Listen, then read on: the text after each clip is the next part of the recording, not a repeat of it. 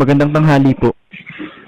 Hinahanap ko po sana si Ma'am Riza Celine Tolentino.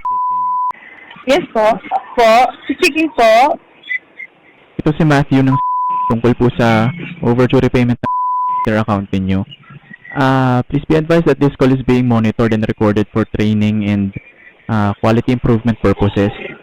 Ang loan nyo ay past due na ng 7 days, amounting to 3,876 pesos. Natawagan na po namin kayo ng ilang beses pero wala pa din po kaming nare-receive na payment. Pwede niyo po bang siguraduhin na makabayad ngayon? Opo. Ay, basta hindi po ngayon, basta this week po. This week po. Thank you po sa confirmation. Magbabayad po ba kayo through GCash or online bank transaction? Gcash po. Salamat po. I-note ko na lang po dito.